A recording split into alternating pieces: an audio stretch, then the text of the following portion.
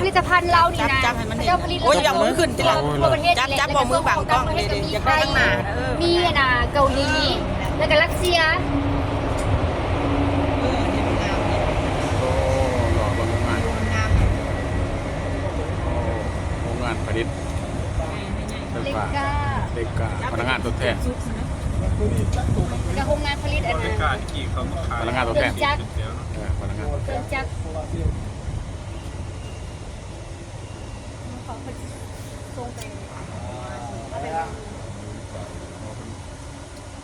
มันเป็นอุตสาหกรรมมันมลพิษหลายขี่รถอ่ะ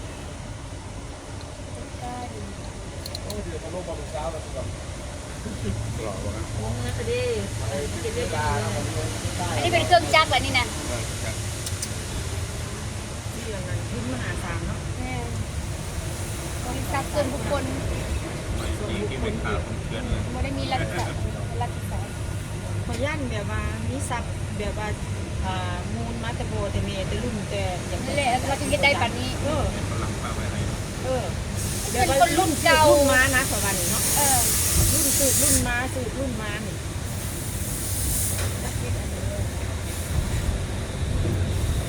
รถ เพราะมันใหญ่เนาะ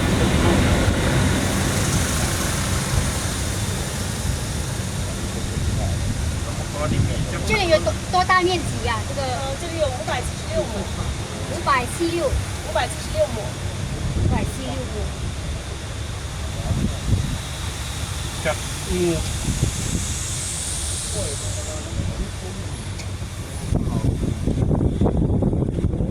ยังสร้างใหม่ไปเลย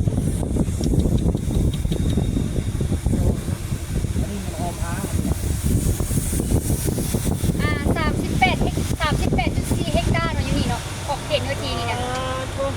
38เฮกตาร์那员工呢有多少？我们总的员工是有1300多，พนักงานอยู่นี่มี 1,300 คน 但是因为我们是有2个厂区，这里是其中一个，距离这里5-6公里的地方还有1300亩的一个厂区。 อ๋ออันนี้ห่างจากนี่ประมาณ5-6 กิโลก็มีอีกโรงงานหนึ่งเนาะที่ให้ก็มีประมาณ300ปลายคน ไก่ไก่โอ้สด โรงงาน ย่างเกิดอุบัติเหตุเลยเลือกไปเลยบอสลง เล็กจ้าเลย ย่าไปรับเล็กเขา อะไรก็กดจักรจักร อะไรทุเรศดิงานติด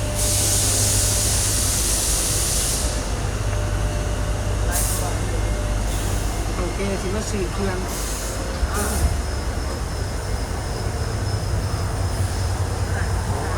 องไฟฟ้าหมด 这都是机器的吧？对，这个是我们这儿出来的一些产品，对，这是我们产品。 สะพานของเราอะไรรถตำรวจจากตัวนี้จาก อะไรรถ 这个的话是我们一个自动加工的一个生产线，右边这个，你看它的机器在作业。 เขาเปย์มูกเป็นผลิตภัณฑ์ของเราวันนี้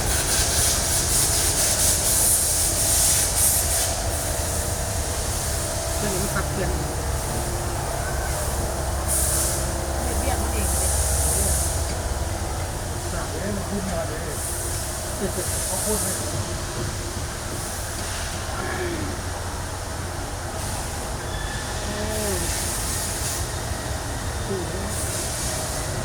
这边就是我们的太阳能车间，太阳能生产太阳能的。 อันนี้บอกที่โตนะอันไหนเกี่ยวกับ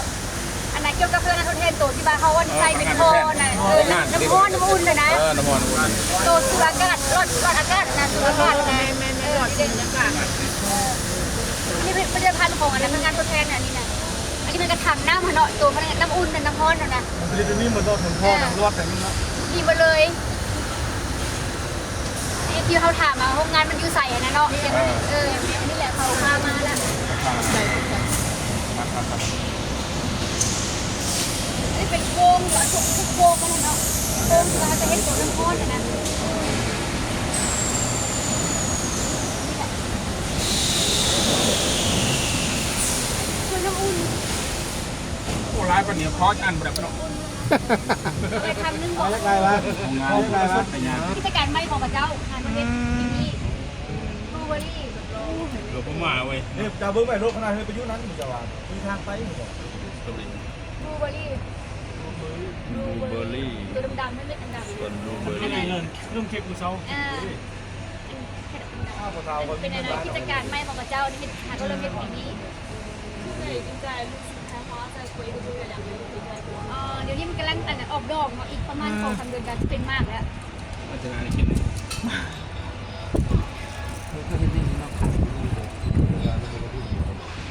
หมูของเขาเนี่ย มันทาก็เอาเป็นดอกเนาะ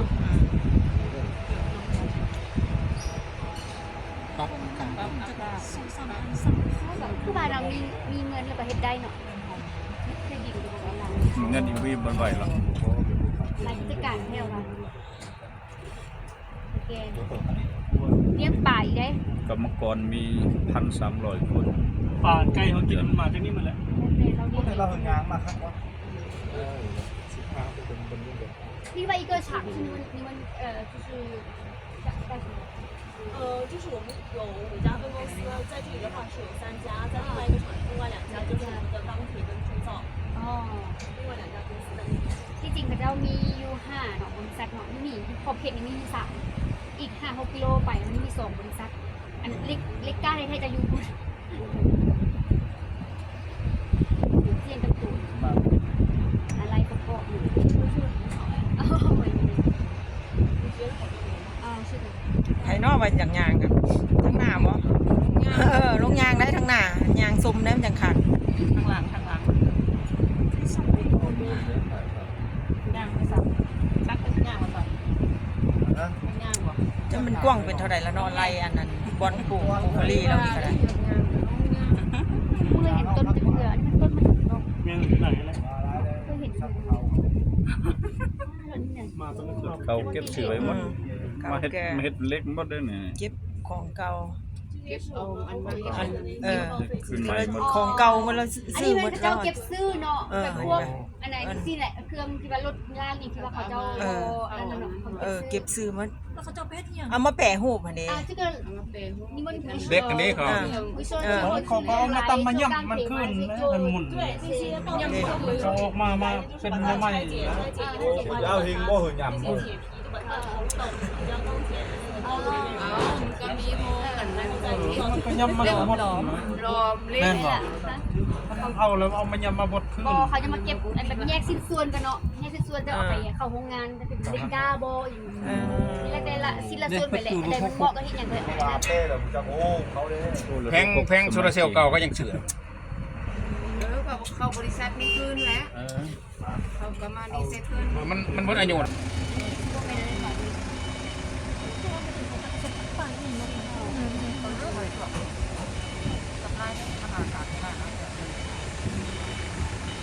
พนักงานจะเอาที่เครื่องล้างเลย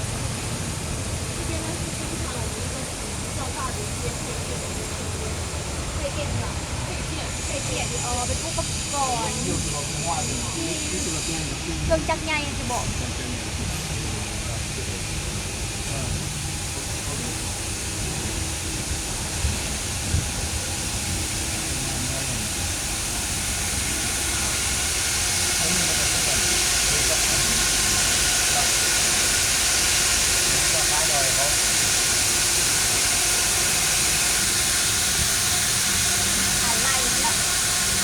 อะไรเป็นจักรใหญ่เป็นจักร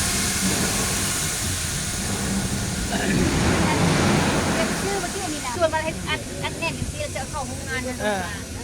แยกว่าอันใดเป็นอันใดเนาะ อันนี้เขามาขายอันนี้เนาะ อันนี้มันเขาแยกจักรใหญ่ๆเขาตัดแยกออก เป็นยาง ตีไปเพราะตีนนะใช้ไปเข้าใส่ก่อนอันนี้เป็นอันนั้นสนามแยกสิ้นส่วนเราแหละแยกอะไรเลย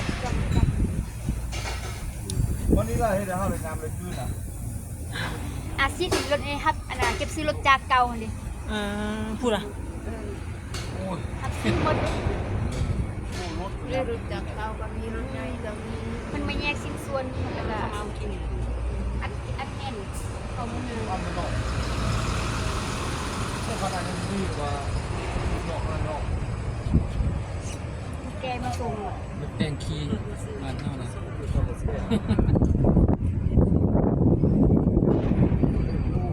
เห็นคักขนาดนี้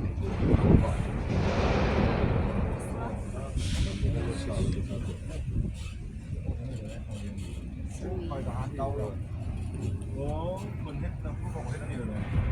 เอานะ เฮ็ดเวียกอยู่โรงงานผลิตรถ30คีนั่นเนาะ เลือกเอาเลยนะ เดี๋ยวนะ ห้องอาหารกับเจ้า คันอื่นบ่ได้เฮ็ดอย่างนี้แต่ถ้า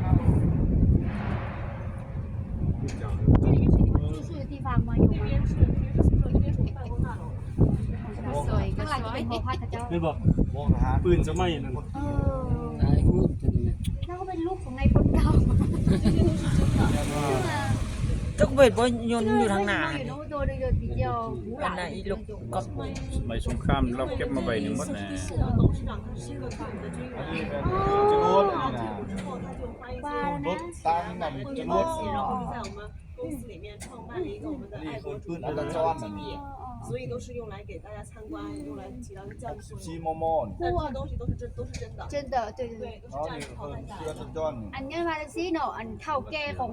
โรงงานตัวนี้นะของบริษัทนี่นะเราเป็นนะ ผ่านเรา เราเป็นทหารเก่าเป็นราคาข้างเธอเป็น นี่บ่ บำนาญแล้วนะ เออ แล้วเราก็เลยมักฮักในอันนี้ในเรื่องแบบซีเนาะแล้วก็เราเก็บซื้อเอามาแล้วก็เพื่อให้เฮามาเที่ยวชมซื่อ อืม ทหารเก่ากันซะ ตัวนี้เก็บซื้อมาไว้อันน่ะให้คนม่าน โอ เป็น เค เป็ ได้ นสถานที่ อันนี้ได้เลยแต่ว่าเราซื้อเอามาเรามักฮักในเป็นทหารนี่เนาะ สมัยสงคราม ส่วนไฟ เอามา เคยยิงอยู่ตอนนั้นน่ะ คันนี้ เที่ยวชมเบิ่ง ตอนนั้นเคยยิงแล้วนี่น่ะ 我们这里的话还有一个室内的一些小型的一 แล้ว 些 ตัว 单 ทหาร 元 เราอยู่นี่ก็มัก อ๋ อยู่ อเด็กก็3ล้อสมัยเก่าน่ะ เรา ก็เป็นทหารเก่านะแม่แม่แล้วบางครั้งเราเก็บเอาซื้อมาวัดอย่างนี้นะ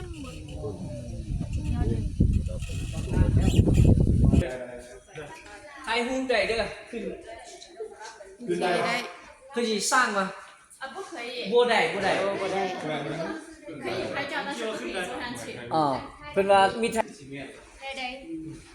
เราจึงสามารถอันนั้นได้เนี่ย มีฮู้เพิ่นบ่มีนี่มีฮู้เพิ่นบอกเจ้าของเพิ่น ถามเด้ อาจารย์ว่านี่ฮู้เพิ่น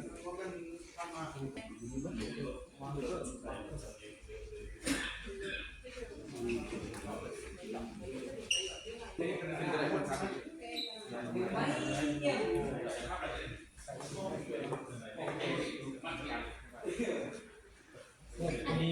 ห้องใหญ่ของหมู่เนาะ